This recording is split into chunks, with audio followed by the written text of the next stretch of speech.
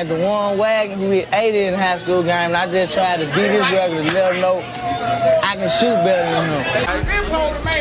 When Derrick Rose played in Memphis State, homeboy party been there right there next to Derrick Rose, and they would have won, man. I want them to know my story.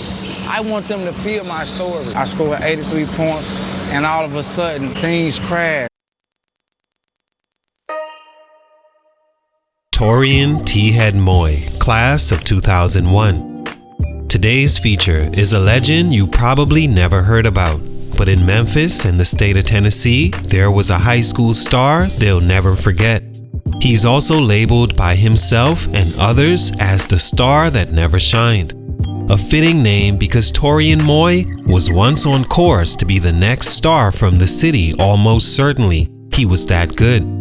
Many people call this guy and that guy the next Steph Curry or Steph Curry before Steph Curry, and Taurean was no different. Only thing was, he was probably the most worthy of that comparison. In December 2000, he scored 70 points by the end of the third quarter of a high school game. He was so on that night that teammates were pulling their phones out their gym bags to call whoever they could to witness history.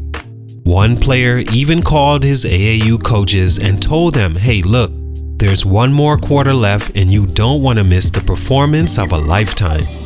Many hurried down but couldn't get in the sold-out gym. The ones who did witnessed Moy score 13 more points in the fourth quarter, all threes including a 4-point play fouled while hitting another cementing three. He finished with a national record for points in a game with 83 and the all-time record for threes made in a game, hitting 24. It was a day he nor anyone in that gym will ever forget. It was the night he became a legend in Memphis. So consistent, they even remember his patented one dribble, wipe both his shoes, crossover, hesitation three that couldn't be stopped. Certainly not on December 5th, 2000, his 83-point explosion. And then, as if written right out of a good cautionary tale movie, less than 24 hours, he was arrested for marijuana and assaulting his then girlfriend and taken to jail.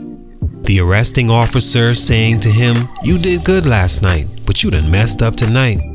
On top of the world one day, with your name throughout the mouths of coaches for 24 hours, only to spend time in jail and watch the beginning of it all slip away. We've had some good players come through this prison, but I don't think we've ever had anyone quite like Taurean Moy. The words of an assistant to the warden at the Nebraska State Penitentiary, where Taurean later was arrested again and sent to do real career-threatening time for a crime this time he'll never get away from. His story could have been many things, but ended up being one of a guy that never got out of his own way.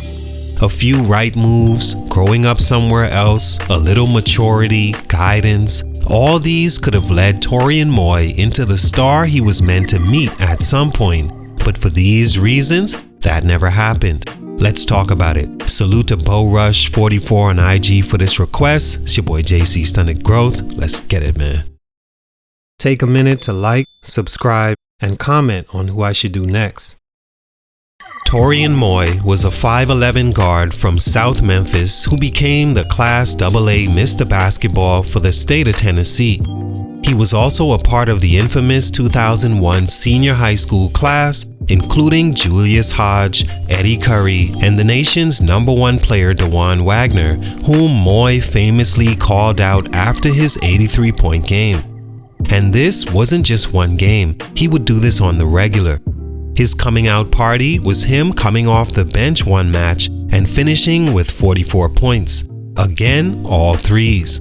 Those were like layups to him. Sound familiar? After being arrested the day after his 83-point game and spending time in jail before charges were dropped, he led his team Booker T. Washington to a state championship win, scoring 26 points in the title game and setting another record for most threes in a tournament. At that point, his future was as bright as ever.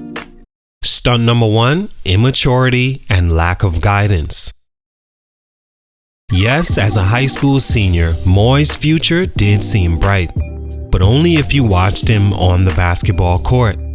Off of it, he was building a resume doomed to fail. Like many young black players in Moy's day, the environment growing up was like a darkened maze you had to figure your way out of, with distractions and uncomfortable situations, all there to lead you away from your path. Things like most times there wasn't a father present in the home to give those important structures a young man needs that a mother just can't always provide.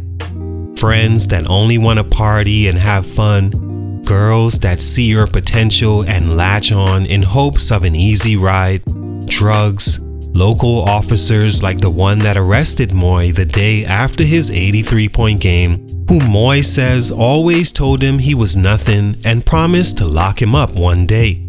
And sometimes, most importantly, a lack of focus on schoolwork that is the one lifeline for a person in Taurean's environment to get out. Taurean Moy never did graduate from high school, and his grades were nowhere close to making him eligible. It was the first stunt in his growth that was the fuel to the matches of disappointment after disappointment. With Division I off the board, he was pushed by his high school coach to enroll at Southwest Tennessee Community College and get his career back on track, with Florida State, Houston, and UAB heavily watching his progress. He never showed up. A year later, he does enroll at Eastern Oklahoma State Junior College and impressed so much in scrimmages, the head coach said that Moy was the only thing that could stop Moy from going to a Division I school. Turns out he was right. Known as a shooter, it was his defense on himself that stopped him from moving forward. 12 games into the season, he was kicked off the team for violating team rules. Missing practice, smoking, not going to class, things of that nature. He was on his way downhill. Stunt number 2, arrested again. This time, it was for real. There would be no charges dropped and state title at the end of this one. Wanting to get away from Memphis because he said it distracted him, Moy left for a third college basketball opportunity in Nebraska. He moved in with family he had there and began to see a girl he met in a relationship that lasted about a month. One day, May 14th, 2003, while at home, investigators showed up to his door and asked to speak to him. Thinking this must be a mistake, he went outside to speak with them when he was arrested and charged with unlawful sexual acts with a minor against her will. The investigators explained to a confused Moy on the drive to the station that the girl he was messing with was a local 15-year-old who claims he unwillingly abused her. To which he began to confess to having relations with the girl, but professed to it being consensual, and because he was new there, he didn't know her age. But by then, it was too late. The confession led to him being tried and convicted of the offense and given a lesser charge plea of 36 months in prison. This shattered any real chance of him becoming the prodigy he was once expected to and changed his life forever. To this day, he says he never took anything from the young lady and didn't know she was a minor. Stunt number 3, a dirty jacket. In my experience and personal journey in basketball, I learned that your resume truly precedes you. No matter what, you'll always have those stains from your past on your jacket, and Taurean Moy's was stained beyond a wash and dry. While in prison, Moy watched all his peers make the NBA, including former high school teammates who he led, and said he cried knowing that should have been him. No night harder than watching Sebastian Telfair get drafted and saying how he can now finally buy his mom a house. The tears were because that's all Taurean Moy wanted to do. He was released from prison May 11, 2006 and surfaced briefly at Division III Lemoyne-Owen. But since 2009, he has twice been convicted on domestic assault charges and spent a total of 38 days in prison, as well as a felony charge for possession of marijuana with intent to manufacture, deliver, or sell. It was all over from there. He built a resume so concerning there was no chance at any career from then on. No one would touch him, like a dirty jacket was draped across his back. All in all, Taurean Moy's story can happen to anyone. In a way, he wasn't supposed to succeed with everything, including himself, in his way.